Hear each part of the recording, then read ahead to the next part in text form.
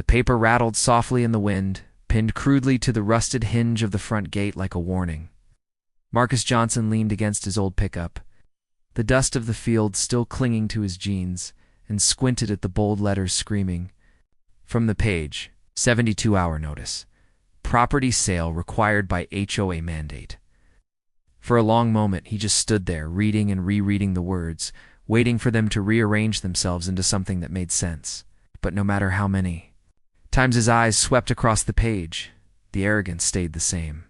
It was written with a kind of finality, as though the people who had signed it truly believed they had the right to uproot him. In his family's history, with a single sheet of paper, Marcus pulled the paper free, folded it neatly, and slipped it into his back pocket. He didn't slam the gate, didn't curse under his breath, didn't let his pulse show the faintest tremor of what he was feeling. On the outside, he was steady broad shoulders, calm stride, the same quiet presence that had carried him through years of running the ranch. But inside, fire burned. It wasn't shock, no. He'd seen this coming in one form or another. It was the disrespect, the sheer audacity of it, that made his blood run hot. This ranch wasn't just land, wasn't just acres of grass and cattle and barns. It was his grandfather's sweat, his father's calloused hands, his own blood, spilled in storms and droughts and countless long days. It was Sunday dinners with his mother before she passed, his first steps as a boy chasing chickens in the yard, son's laughter echoing across the wide pasture before the boy had gone. Off to college. It was legacy. It was family. And now, a group of people who had lived in their manicured houses for less than a decade thought they had the right to take it from him. Marcus knew exactly who was behind it. He could see her face even now. Karen Whitfield, president of the Cedar Ridge Estates Homeowners Association. She was a woman who had mistaken her clipboard and gavel for a crown and scepter, who strutted through the subdivision with her oversized sunglasses and smug smile, issuing citations like royal decrees. She had never liked him, had made that clear from the start. Complaints about the smell of manure, about the dust his cattle stirred up when he herded them along the fence line, about the early morning hum of his tractor. She wanted a picture-perfect neighborhood. Marcus's working ranch ruined the illusion. It had started small fines slipped into his mailbox, notes left on his gate, polite requests wrapped in venom. He ignored them. When that didn't work, the HOA escalated threatening letters, uninvited visits to inspect the property line, even calling in county officials to look for violations. But this was new, a direct ultimatum. He drove into town that evening, his old Chevy rattling down Main Street until it pulled up outside the HOA meeting hall. His boots hit the pavement with a steady rhythm as he walked inside, cowboy, hat in hand. The room was crowded, every folding chair filled with neatly dressed homeowners, their whispers swirling like dust devils until they fell silent at the sight of him. Karen sat at the front, flanked by her board members, a little army of yes-men and yes-women. Her smile was sharp, polished, rehearsed. "Mr. Johnson," she said, her voice dripping with false sweetness. "So glad you could join us. I assume you received our notice." Marcus stopped in the middle of the room, standing tall, his voice. "Even I did, and I assume you've lost your damn minds." Collective gasp rippled through the crowd. Karen's smile never wavered, though her eyes narrowed behind those big sunglasses she wore, even indoors. "You're out of compliance," she said, tone shifting into clipped authority. "Your ranch doesn't fit the vision of our community. It lowers property values, it causes disturbances, and it creates constant complaints. As outlined in the mandate, you have 72 hours to sell and vacate." Marcus let the words hang in the air, then chuckled softly. It wasn't the laughter of a man amused.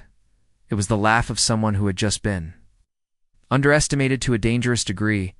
"This ranch has been here nearly 100 years, he said, voice steady, low, carrying across the hall. "My granddaddy built it from nothing. My father worked it every day of his life. I've bled on this soil. You think a few complaints about property values gives you the right to erase all that?" Karen leaned forward, hands folded neatly, her smirk widening.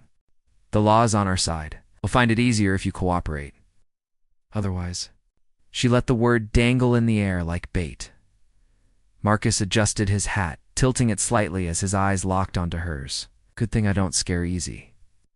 With that, he turned and walked out, boots echoing against the tile, leaving a room of murmurs and uneasy glances behind him.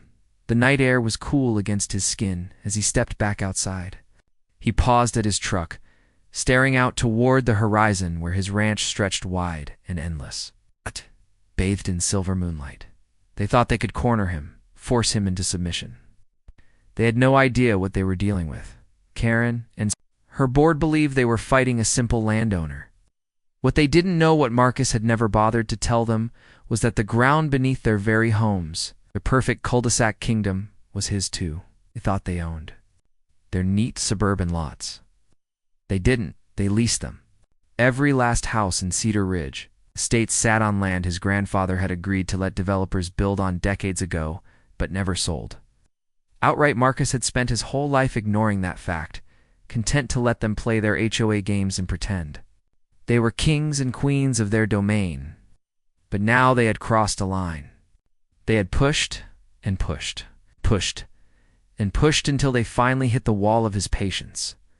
Driving back to the ranch, gravel crunching under his tires, Marcus thought of his grandfather's words, "Never let anyone take what's yours, boy. Not by force, not by trickery, not by law dressed up pretty. This land don't just belong to us, it is us." Marcus pulled into the driveway, parked his truck, and climbed up onto the porch. The ranch stretched before him, vast and unyielding. The cattle slept in the fields, the barn lights glowed softly, and the night carried with it a stillness only. The land could provide. He leaned against the railing, folded arms across his chest, and allowed himself a slow smile. If they wanted a war, he'd give them one. But it wouldn't be fought with ultimatums or HOA letters. It would be fought with the very thing they had overlooked: the contracts, the deeds, the legacy written into every inch of Cedar Ridge estates. And when the dust settled, when Karen and her board realized just how badly they had miscalculated, Marcus would still be here, standing on the same porch, watching the sun rise over the same land his family had always called home. The HOA thought they had 72 hours to force him out. They didn't know that, in less than 72 hours, their world was the one about to crumble. Marcus woke up before dawn, as he always did, but this morning the air carried a sharper edge. The familiar sounds of his ranch, the soft lowing of cattle, the distant chirping of crickets, giving way to birds, felt steadier than his own heartbeat. He had slept little, not because of fear, but because his mind had been working like a forge all night, heating ideas until they glowed and hammering them into something sharp and unbreakable.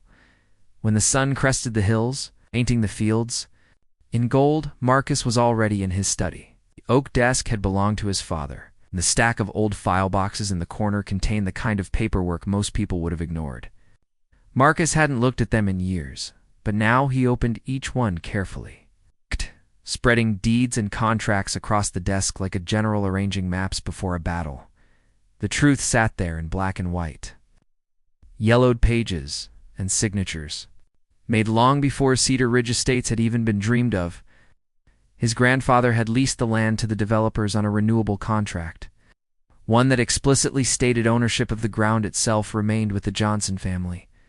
Each house, each perfectly paved street, each ornamental tree planted in manicured rows, all of it sat on Marcus's family land. And the terms, they weren't as airtight as Karen and her polished board believed. Marcus ran his hand over the documents, his jaw tightening. They had laughed at him, thought of him as some stubborn backward rancher holding up their progress. They saw his land as a nuisance, a blemish on their vision. But legally, those pristine homes were no more permanent than trailers parked on his property. He picked up the phone and made a call to someone he hadn't spoken to in months, his cousin Darnell, a lawyer in Dallas. Darnell answered with a groggy voice, clearly not expecting a call at 6 a.m. "Marcus, you okay, man?" Marcus explained everything: the notice, the harassment, the 72-hour deadline. Darnell listened, and when Marcus got to the part about the old contracts, his cousin chuckled low. "Brr, they really don't know who they're messing with. You're telling me Karen and her HOA are trying to bully you off land you still legally own? That's right, Marcus said. Steady. I want to remind them of it. There's a pause. Then the sound of Darnell shuffling papers. I'll draft the letters today. We'll have them in your inbox by afternoon. And Marcus, don't. Just remind them. Teach them. By noon, Marcus was in town at the print shop, watching the machine spit out thick cream-colored envelopes, stamped with official legal language. At the top of every letter was a notice of lease revision. In precise, unavoidable terms, it stated that effective immediately. Rent for every lot in Cedar Ridge Estates would be tripled.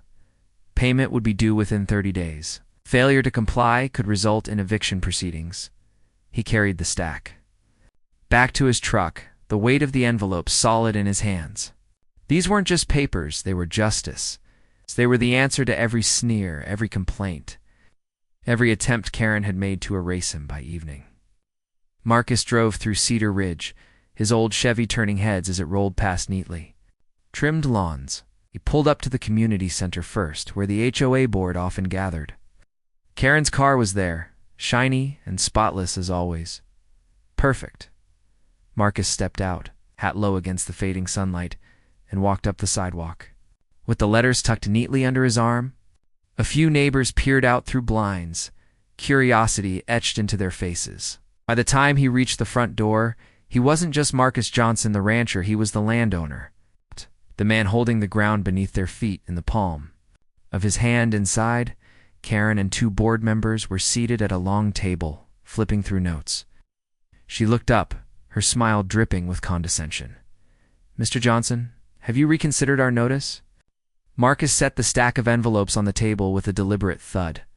"No, ma'am, but you might want to reconsider yours." Karen frowned, picking up the top envelope and sliding the letter out. Her eyes moved across the page, her expression shifted, first confusion, then disbelief, then outrage. "This is absurd," she hissed, slamming the paper down. "Can't just triple rent. You don't have the authority." Marcus leaned forward, his shadow stretching across the table. His voice was calm, low, every word hitting with the weight of a hammer. "I own this land, all of it. Every driveway, every cul-de-sac, every one of these pretty little homes. My grandfather leased it. My father renewed it, and now it's mine. We thought you were the queen of this neighborhood.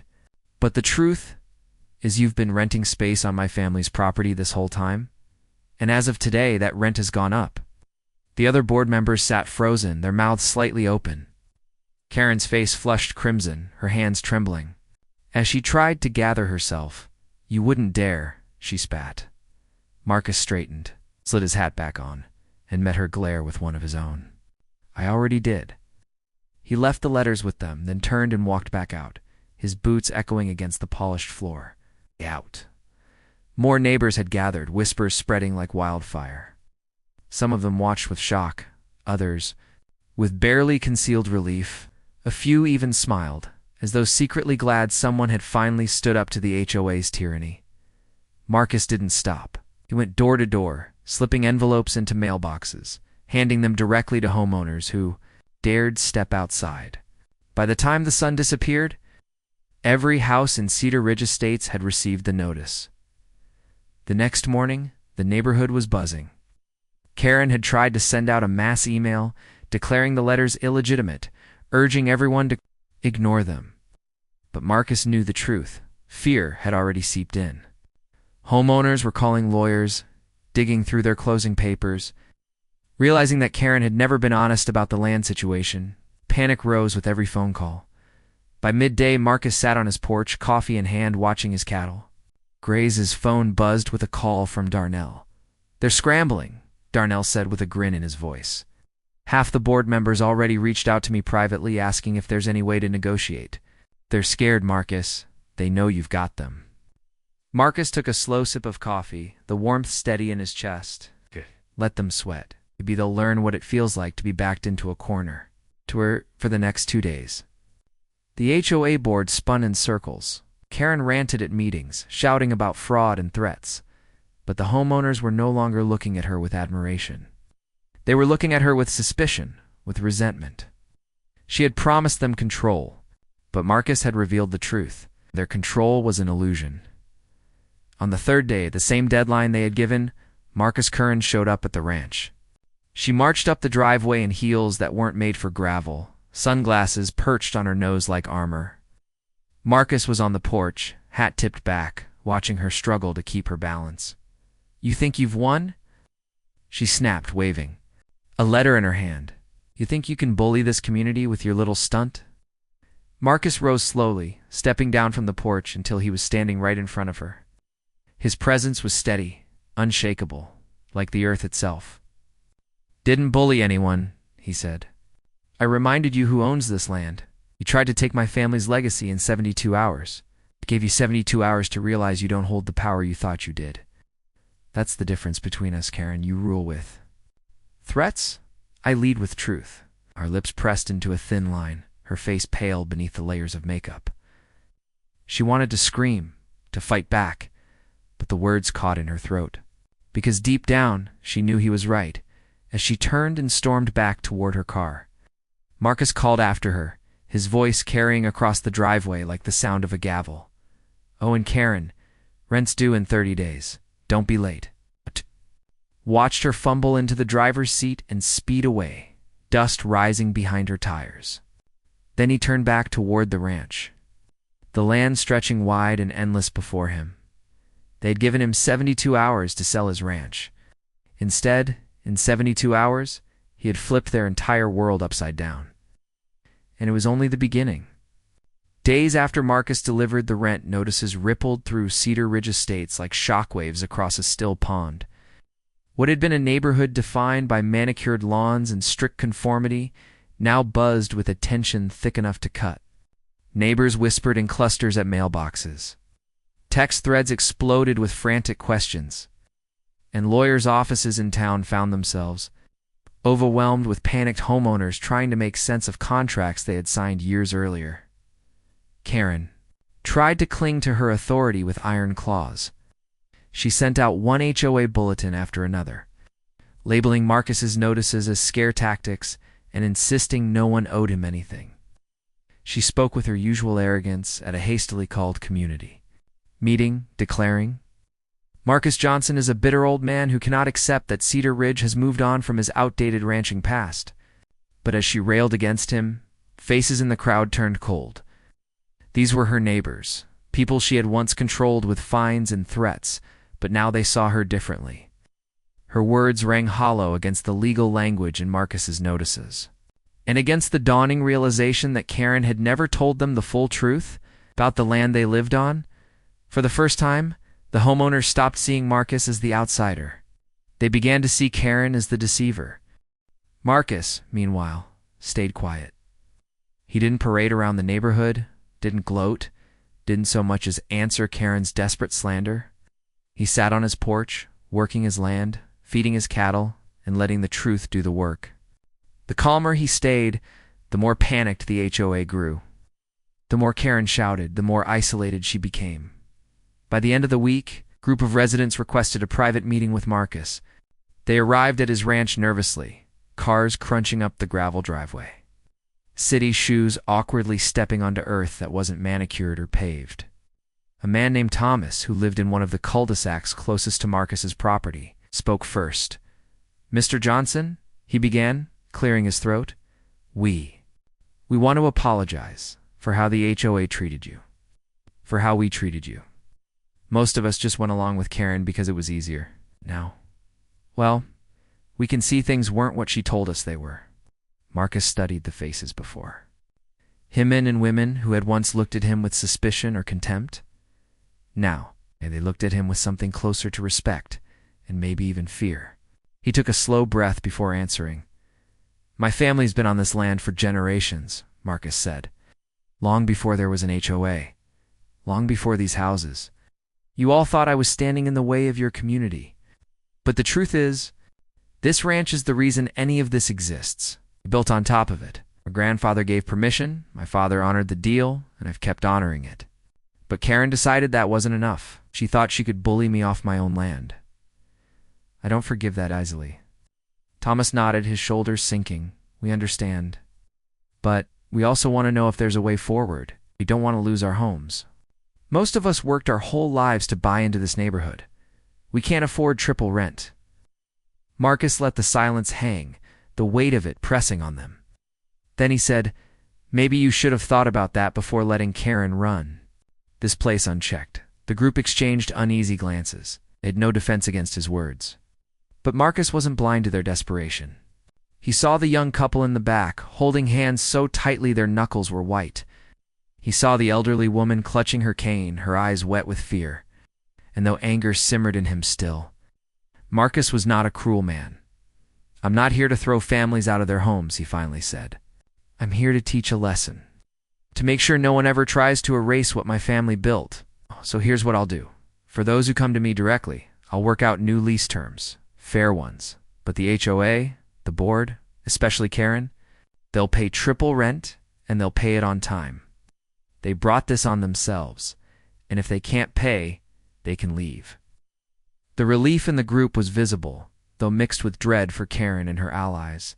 They thanked Marcus, some awkwardly, some sincerely, before shuffling back to their cars. Word spread quickly. Within days, a quiet exodus of loyalty occurred, residents withdrawing from the HOA, refusing to attend meetings, ignoring Karen's frantic emails. One by one, families began contacting Marcus directly, negotiating leases that gave him steady income while easing their fears.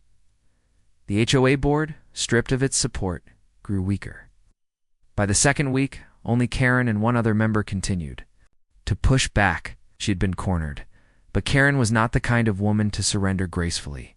She hired her own lawyer, tried to challenge Marcus in court, but every document Marcus's cousin Darnell filed came back solid.